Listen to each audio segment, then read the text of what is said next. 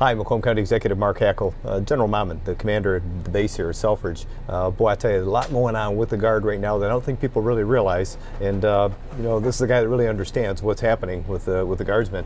What do you see going on, in particular with the state of Michigan, and I guess in relationship to this COVID crisis right now? This is from the COVID crisis perspective. You know, when you think about the Air National Guard, we are really working for the state governor at this time.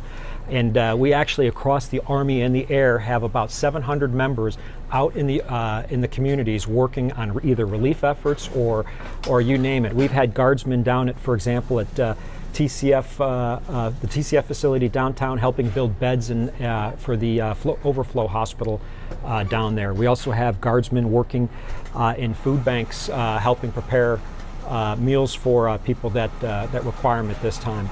A great example, I believe our Guardsmen who are at one food bank right now put together about 3,500 meals a day. Wow. That are being utilized by our people that need it in the community. So really, when you think of the National Guard, we're a cornerstone of Michigan communities, or at least that's what we always talk about, and here's our opportunity to really give back to our communities as that cornerstone for all the support that they give us constantly. You know, I don't think people realize that these are people that live in our communities. Mm-hmm. These are people that live amongst us, mm-hmm. and they're part of our community, and here they are giving back to the community with the efforts of not just preparing for the nation's defense, mm-hmm. but also when there is a crisis here mm-hmm. at home, they're also supporting you know, what's happening, you know, in our hometowns right now. Yeah. So yeah. You know, again, credit to them for what they're doing. But on that note, are they still prepared, mission ready for if there is a need mm-hmm. As a result of the national defense to, I guess, reconvene to go deal with that type of a crisis? Absolutely, that's a great question. And you know, we have to maintain our federal readiness for all our federal missions.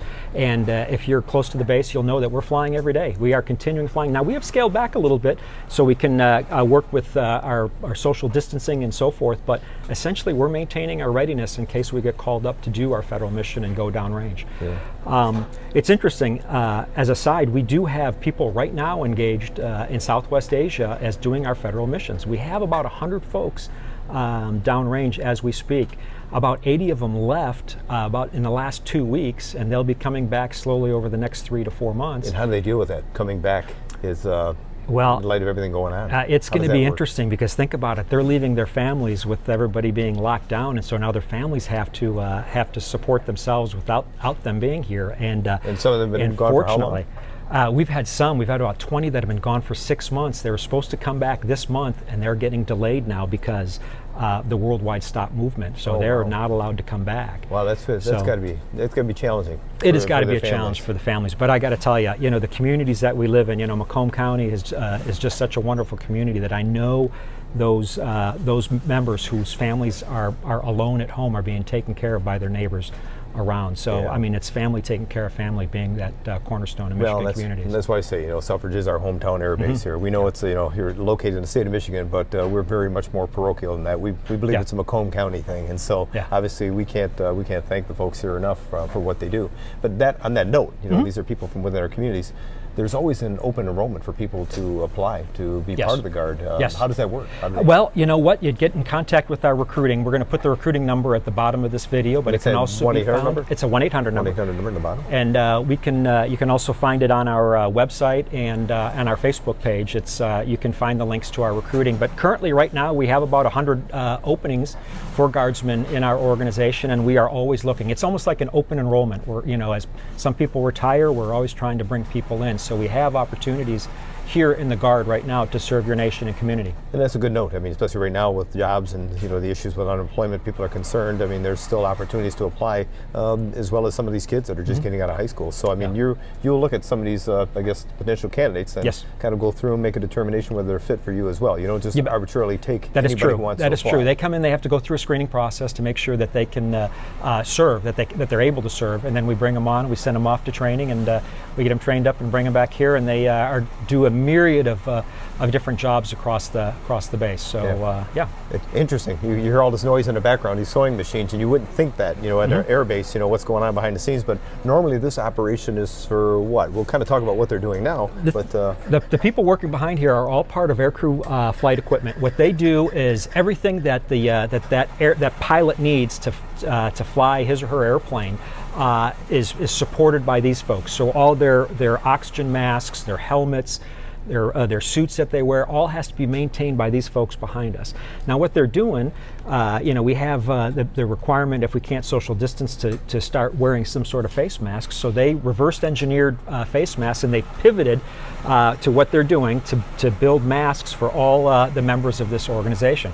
So they've done some great work. You can see them back here. They've been working for about 3-4 hours, and they've built about 75 to 100 masks already today for our organization. And they're making them for basically the people on the base? They're making them for the people working specifically in this building, but depending on how many we can make for whoever needs them on the space. Right now, we've had a lot of people telecommuting. They're home, just like probably in your offices. You have people working from home. We have the same thing, but for those who are on base, yeah, I would like to supply them with face masks so they can be protected. It's a really good story on how these airmen can pivot, and just be so versatile to support what we need right now. And it's interesting. You see some of the material and some of that stuff. I'm looking at a couple of them right now. I'm thinking, boy, you can probably fetch a pretty good price for some of these things from the general public. Potentially. The Airman logo so on there, yeah, they got the Airman logos on there and everything. So it's really fantastic. And the term you great used, work. This reverse engineering. You had somebody here on staff that was your reverse engineer. We sure did. Sergeant Buchholz here is the one who found these masks and reverse engineered them and got his team here to work these stuff. So with that, I think he's got a couple masks for us. These are very neat. Oh, that's for the general here. I got mine.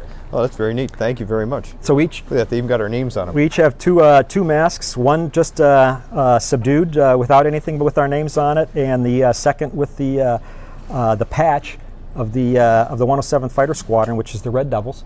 So it's for a face mask. It's just a great thing. Really great thing.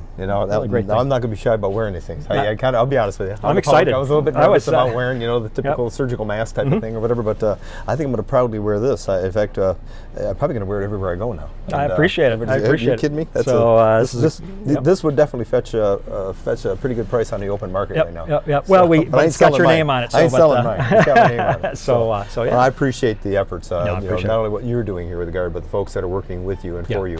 On behalf of all of us, our nation's defense, extremely important. The asset that we have here at Selfridge, and obviously closer to home, the efforts that you're doing as a Guardsman kind of helping support this particular cause. So thanks again. I shake your hand, but that whole social distancing has created an opportunity for us to kind of do one of these here. I like that. But hey, I want to appreciate all the help. I mean, Macomb County has always been just a phenomenal partner of Selfridge, and I can't ask for a better wingman out there to watch our back as we're out there doing the mission every day. And we so I appreciate it. Thank you. Yeah, thanks. Bro.